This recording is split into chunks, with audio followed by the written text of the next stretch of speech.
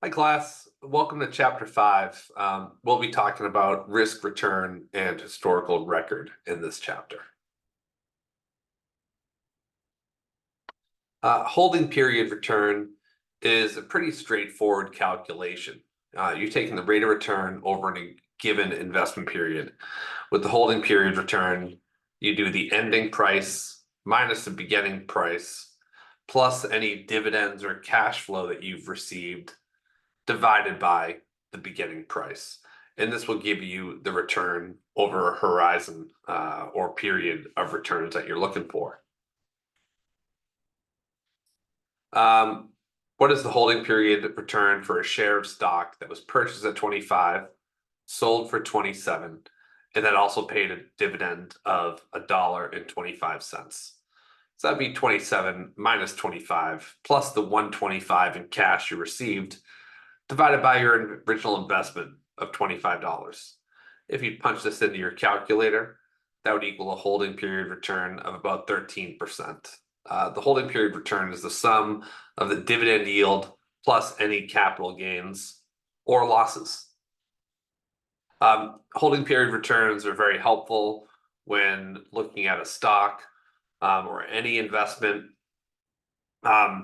Price charts are generally not the best way to see a historical return, especially for any investment that pays any cash flow. This could be high coupon bonds or stocks that pay a dividend, because without accounting for the dividend, you're not getting the complete picture. Arithmetic average, that's a sum of returns in each period divided by the number of periods. In investments, the geometric average is generally the best way to calculate performance.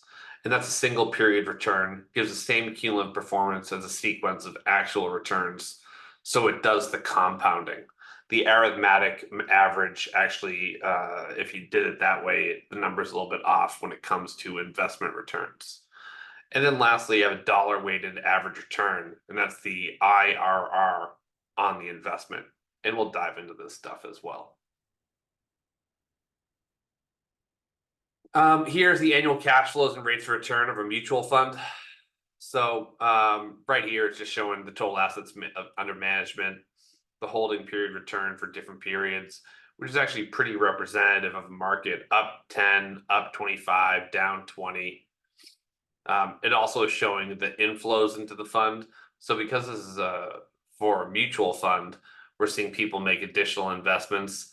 One thing to note too is see the net inflow. No surprise when the fund is down, not by coincidence, people lose confidence and sell. While the theory about buying low and selling high sounds great, you notice that most people on average end up doing the opposite. Here is also giving us the assets under management for each period.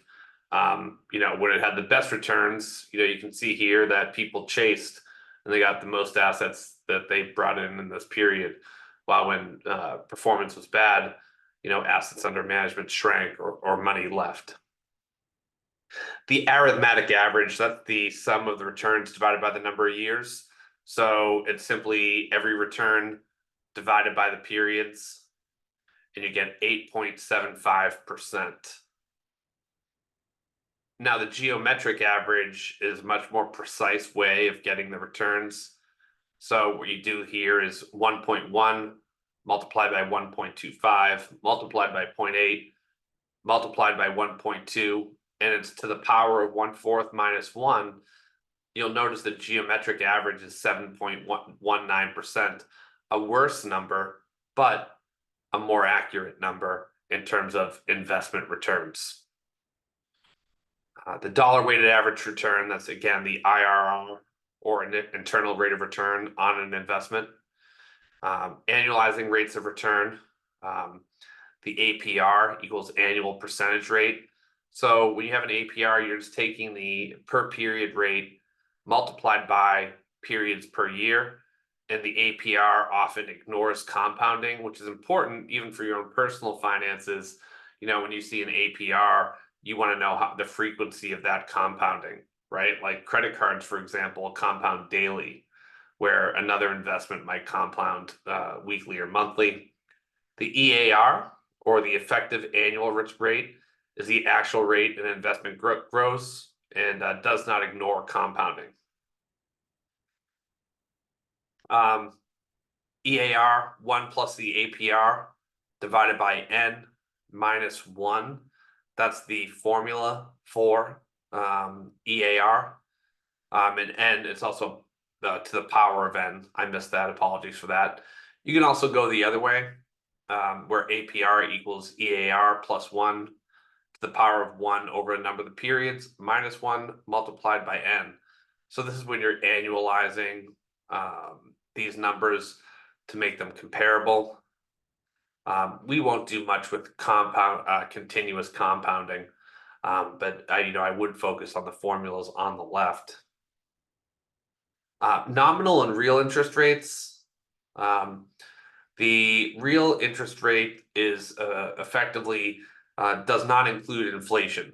And you see that here in the formula. What this is doing is it's stripping out the inflationary aspect. So it's 1 plus the nominal rate divided by 1 plus inflation.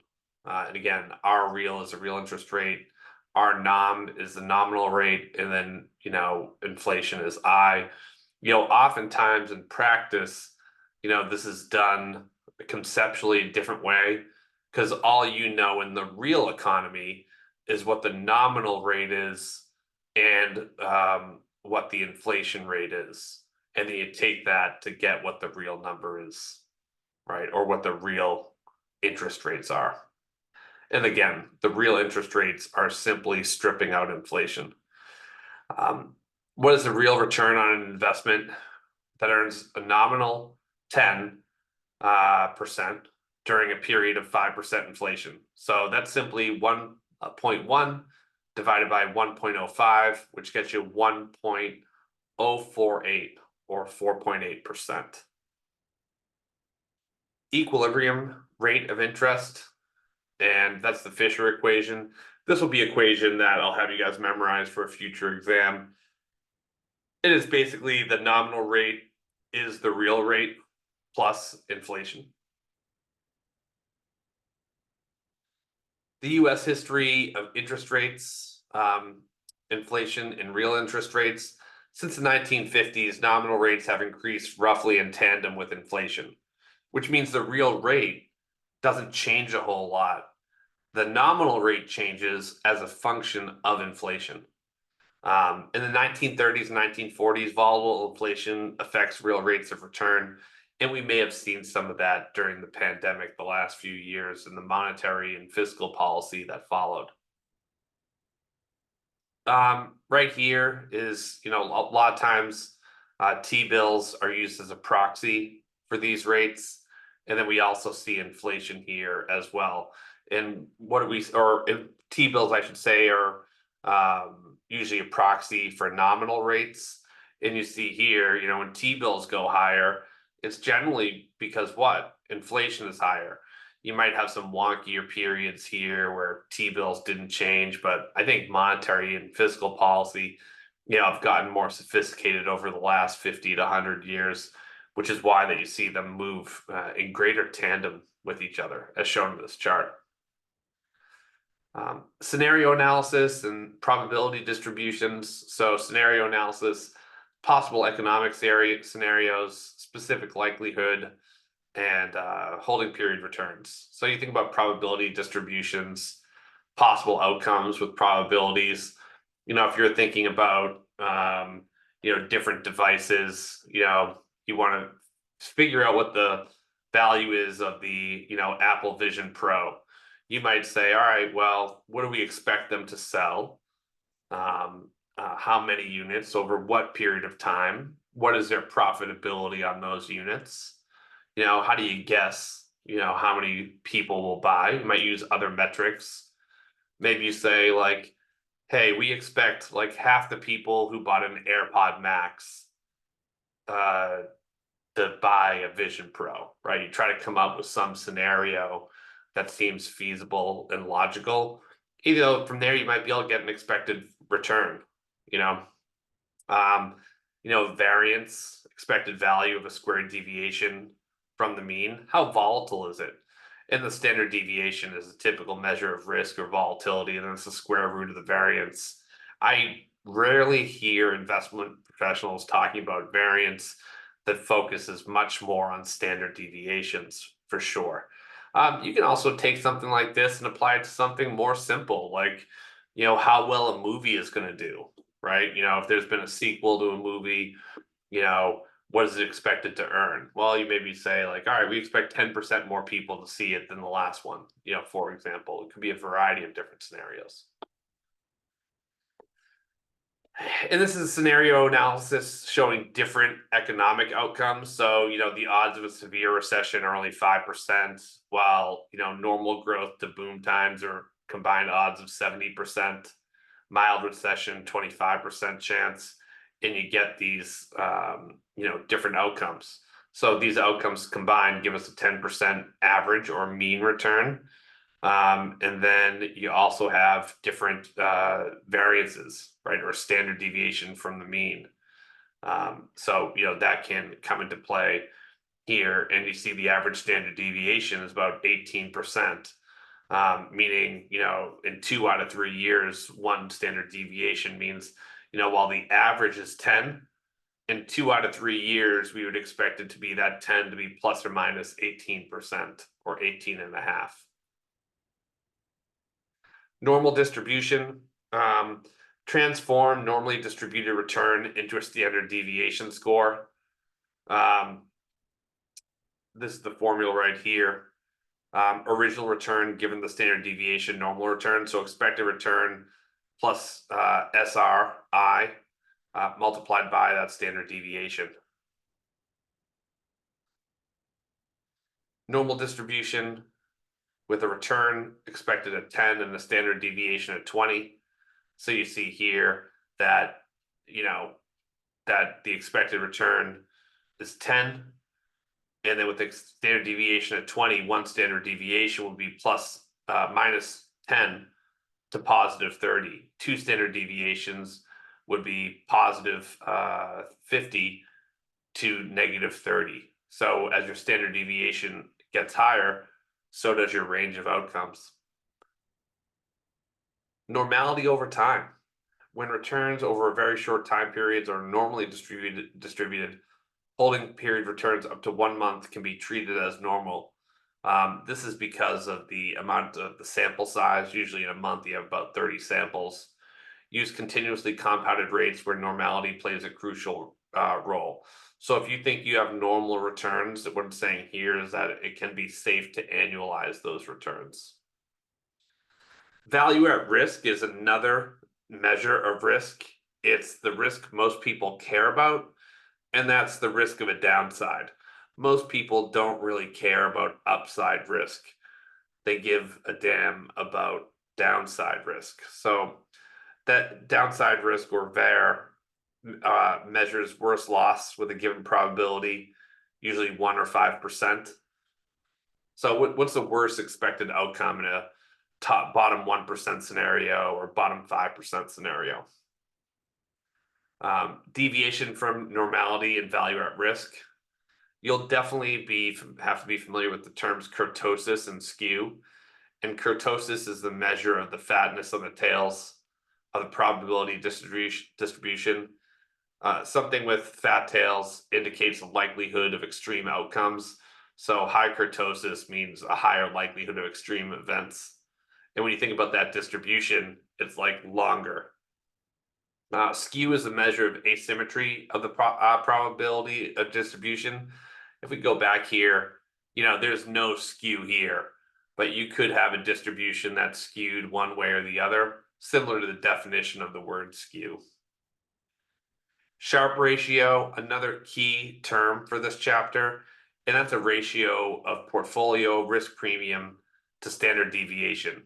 It's reward to risk ratio, right?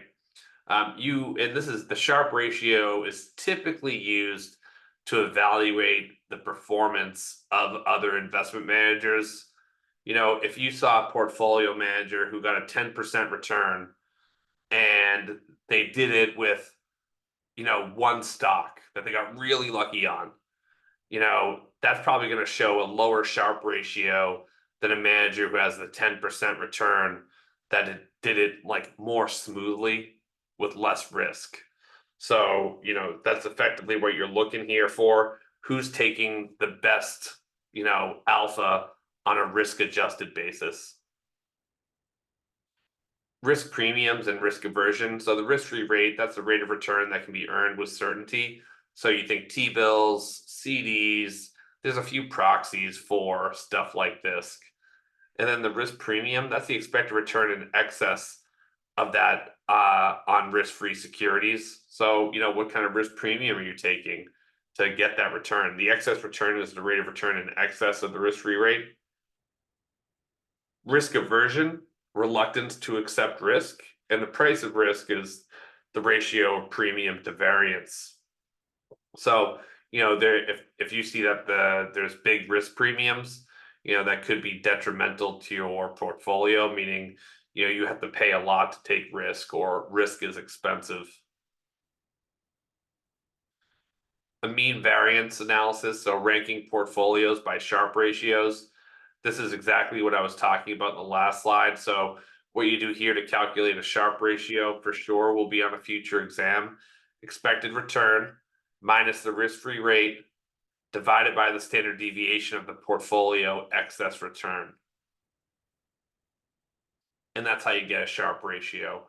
In most of my work professionally, the Sharpe ratio is something that's given to you. You're generally not calculating it on your own. Using a single time series return, scenario analysis derived from a sample history of returns.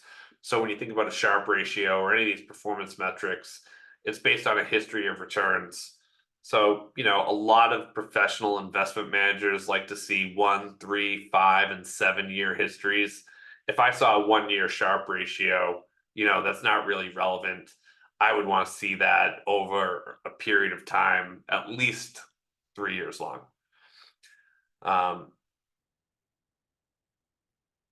Historical record world portfolio. So global large stocks, 24 developed countries, about 6,000 stocks. There's also the US large caps, the S&P 500. And alternatively, you'll also see the Russell 1000 as the two large cap indexes. And then there's a small cap index.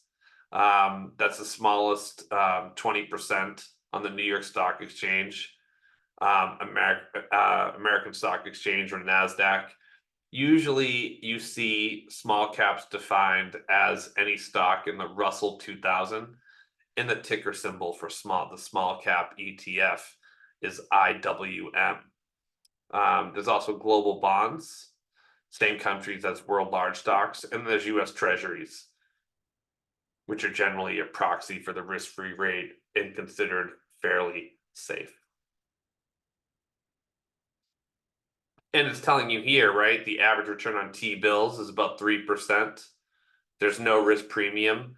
T-bills are often considered a proxy for the risk-free rate, so there's no risk premium. There's a low standard deviation, meaning in 2 out of 3 years, you expect that to return plus or minus 3%. And then showing like min and max returns, right, during different periods. T-bonds, on the other hand, average 5.8% returns. There's a higher risk premium. They're generally like longer duration. They have a greater standard deviation and a greater band of returns. And then finally here you have stocks, and staying here over this time period that they calculated for seems a little high, as 11.7 with a risk premium of 8.34, which is simply stocks minus the average T-bill. Because remember, the average T-bill in this example is the risk-free rate, and that's generally true in most finance formulas.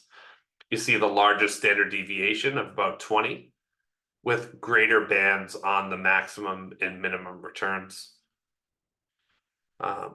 This is just showing the annual return distribution of treasury bills, and you can see here that returns are pretty tight, meaning there's not a whole lot of volatility to these. They trade within a range. You don't run the risk of like losing a ton of money, but you don't run the risk of making a whole lot of money either.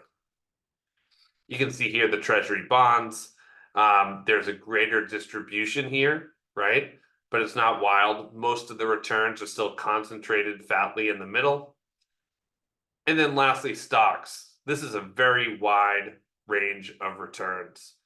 Interestingly enough, when you look at historical stock returns, you're more likely to see negative 10 to 15% than 0 to 5. So I thought that was an interesting takeaway here as well. Next, more keywords. So asset allocation, that's the portfolio choice among broad asset classes. So I think about asset allocation, I think US stocks, US stocks, international stocks, and bonds. You can also put in other categories there, like alternatives or maybe in emerging market bonds, depending on how cute you want to get with your asset allocation. Next, complete portfolio, entire portfolio, including the risky and risk-free assets. And then capital allocation, choice between risk-free and risky assets. How much in stocks and how much in bonds. Some of these are overlapping. A lot of times people will interchange capital allocation and asset allocation. Next, the risk-free rate. Treasury bonds still affected by inflation. Price index government bonds, money market instruments are effectively risk-free. And then CDs and commercial paper are generally considered a risk-free asset as well. Anything that's kind of considered a proxy for cash, again, anything listed here is generally considered a risk-free asset and can be used as a replacement or a substitute for what the real risk-free rate is. Expected return on a complete portfolio. So what it's saying here is ERC or ERP is the ERC is the expected return on the complete portfolio, and then it's the expected return on a risky portfolio, and then it's the percentage in the risk-free versus the risky. So all this is showing is like a two-asset portfolio. One is risky and one is risk-free. Then it's also showing the standard deviation of that portfolio.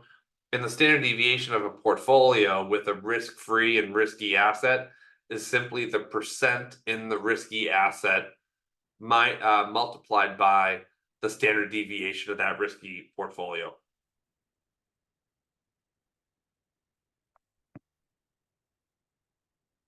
And this is a good visual of the investment opportunity set or the capital allocation line. All this is saying in reality is the higher the risk, the higher your long-term return. The lower your risk, the lower the long-term return. But also with lower returns comes lower volatility, and with higher returns comes higher volatility.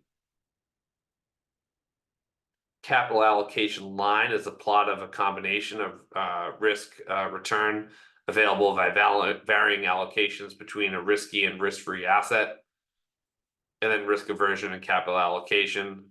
Preferred capital allocation is usually available risk premium to variance ratio, then required risk premium to variance ratio. That is a formula I will not have you revisit for an exam. Passive strategy, that's an investment policy that avoids security analysis. So you're really with passive, you're just investing in the broad asset class. There are still active decisions within passive management. Really, when you think about it this way, you can invest in passive, but you're still deciding between, do you want to do large cap or small cap? Those are both passive strategies, but your allocation between the two is an active decision. Next, capital allocation line, using the market index portfolio as a risky asset. So a lot of times the capital market line, you're just deciding, what's your combination of risk-free and risky assets, and you're using the market, usually the S&P, or occasionally the Russell 3000. I didn't mention the Russell 3000 earlier. The Russell 3000 is, the entire US market minus the micro caps. Here it's just showing different periods of risk and return. And, just based on the data, the best time period was 1950 to 1972. This will be a quiz question in the future. Why was that the best period for the market here? Well, it had the higher return, but it also had the highest risk-adjusted return, highest Sharpe ratios. So, that is, really important. Ironically, where this gets interesting is look at 1927 to 1949. You had an average of 8.5% returns, but very highly distributed, standard deviation of 26.83. Slightly better period was the average return of 6.1, but significantly less risky, much lower standard deviations, right? So when you compare the 73 to 95 versus 27 to 49, on a risk adjusted basis, the 1973 to 1995 period was better than 1927 to 1949. You can see something really similar play out here, 1996 to 2018 versus 1927, the whole time period through 2018. Why? Even though the whole period had a higher average return, you were also taking more risk. The risk adjusted return from 96 to 2018 was slightly better at 0.43 versus 0.41. Lastly, the cost and benefits of passive investing. It's inexpensive and it's simple, right? It takes a lot of work and thought to really do single stock analysis or single security analysis. Expense ratios can be high on mutual funds. They've come down over the years, but a lot of mutual funds I see still come in at 0.7, 0.8%, some over 1%. And expense ratios on hedge funds are even higher. They can have an asset fee, same as a mutual fund, and then also, a performance fee. If you hit over a certain hurdle, the fees can get high, but that's also because the performance has been good.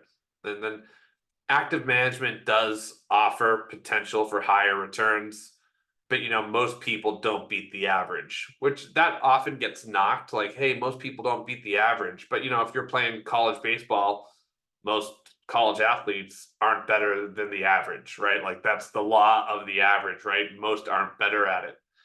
In fact, there's another school of thought that says the average underperformance of active management is actually the fee, right? So, one way to kind of potentially increase your chance for outperformance is by doing it with as low cost as possible. That's the end of chapter 5, guys. Thank you so much.